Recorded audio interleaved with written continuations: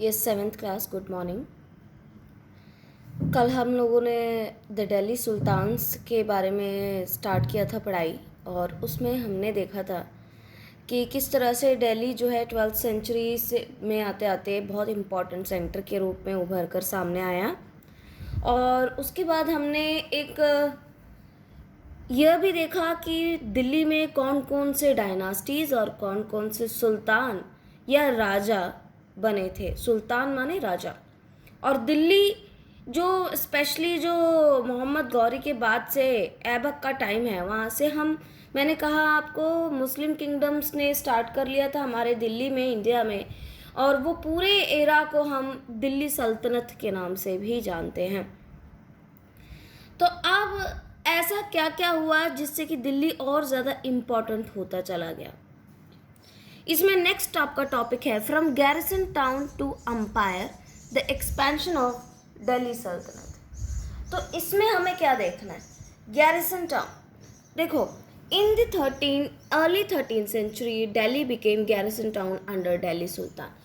देखो, 13th century तक आते आते दिल्ली के सुल्तानों ने दिल्ली को जो है गैरिसन टाउन्स में तब्दील कर दिया, उसको कन्वर्ट कर दिया। Now what is garrison town? Garrison town is a fortified settlement with soldiers. Garrison town एक ऐसा टाउन यानी शहर होता है जिसके चारों तरफ फोर्टिफिकेशन यानी कि उसके चारों तरफ दीवारें बनाई जाती हैं, किले बनाए जाते हैं, और ताकि उसको प्रोटेक्ट कर सके। और उन फोर्टिफाइज उन किलों के आसपास जो है सोल्जर्स भी होते हैं, उनकी सेना भी तैनात किया जाता है।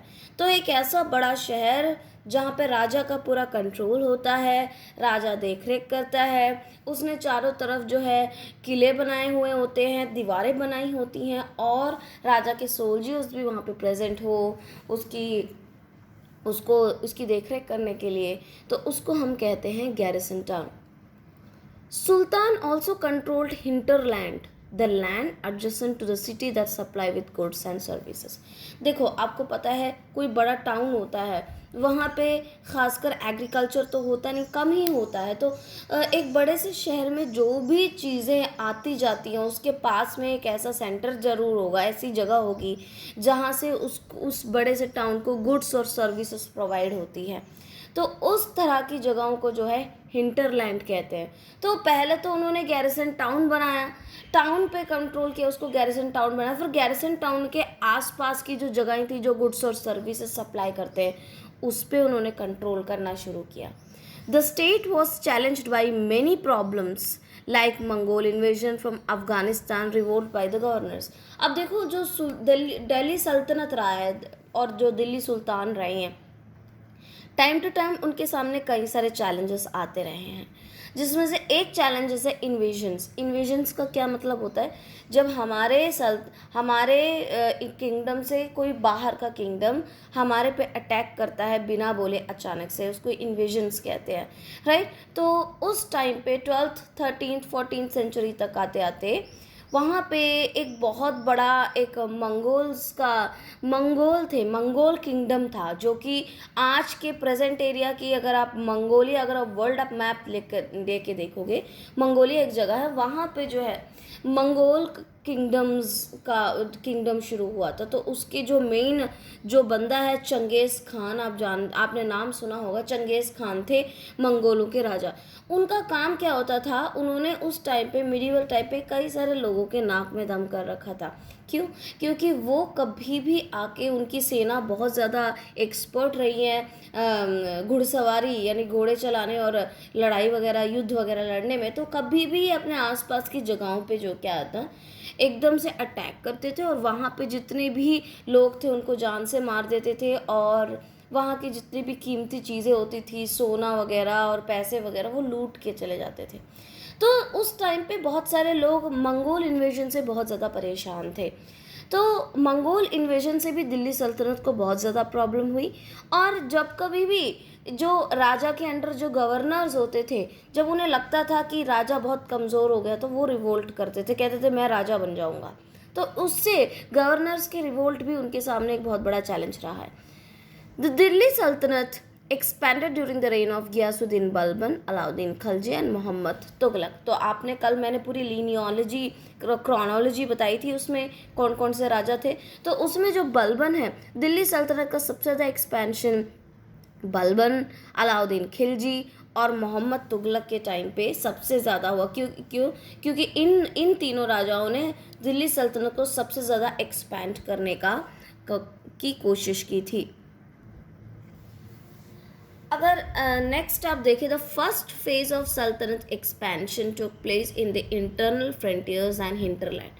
तो अब एक्सपेंशन इन तीनों राजाओं के अंडर कैसे कैसे, उसको अलग अलग फेजेस में हम डिवाइड कर सकते हैं। तो सबसे पहला फेज क्या था, द फर्स्ट फेज में सल्तनत के एक्सपेंशन में क्या हुआ था, जो उसके इंटरनल फ्रंटियर्स थे, यानी कि किंगडम के अंदर जो ऐसे आसपास के जो इलाके थे उसको उन्होंने अपने कब्जे में किया। और जो हिंटरलैंड है, मैंने आपको बताया था हिंटरलैंड क्या होता है, गैरिसन टाउन के पास के जो गुड्स और सर्विसेज प्रोवाइड करने वाली जगह ही होती है, उसको हिंटरलैंड कहते हैं। हिंटरलैंड को अपने कब्जे में करा। During this phase forest were captured and cleared in Ganga Yamuna Doab and these lands were given to the peasants for agriculture। तो आपको पता है इस टाइम पे बेसिकली दिल्ली सल्तनत ने फर्स्ट फेज में क्या किया कि उनके सल्तनत के आसपास जितने भी फॉरेस्ट थे, जंगली इलाके थे, उसको उन्होंने कैप्चर करके क्लियर किया, पेड़ वगैरह काट के, जो कि आसपास गंगा यमुना रिवर के आसपास की बात है, वहाँ पे क्लियर करके फिर उन्होंने क्या किया, वहाँ की ज़मीन को जो है वहाँ के आसपास के किसानों में बांट दिया, ताकि और उनको कहा कि आप यहाँ पे एग्रीकल्चर यानी फार्मिंग या खेती बाड़ी शुरू कीजिए। क्योंकि किसी भी किंगडम में जितनी ज़्यादा खेती बाड़ी होती है, क्या होता है, उतना ज़्यादा टैक्स राजा को मिलता है, उतना ज़्यादा फ़ायदा मिलता है। In the second phase of expansion external frontiers were captured and south India captured during the reign of Alauddin Khalji. देखिए, दिल्ली सल्तनत का सबसे स्ट्रॉन्ग राजा अलाउद्दीन खलजी है। मूवी भी आई है ना, उसमें पद्मावत रणवीर थे, उसमें वही अलाउद्दीन खलजी। अलाउद्दीन खलजी एक बहुत स्ट्रॉन्ग राजा थे और उन्होंने अपने सल्तनत को सबसे ज़्यादा स्ट्रॉन्ग किया था अलग अलग मेजर्स से, अलग अलग तरीक़ों से। और उन्होंने अपने एक्सटर्नल फ्रंटियर्स यानी कि वो आप सल्तनत के बाहर के आसपास के इलाकों पे अटैक करके उसको सल्तनत में इंक्लूड किया। और इनफैक्ट वो साउथ इंडिया में भी जाके कई सारे राजाओं को हरा के उन्होंने उनको अपने कब्जे में किया था।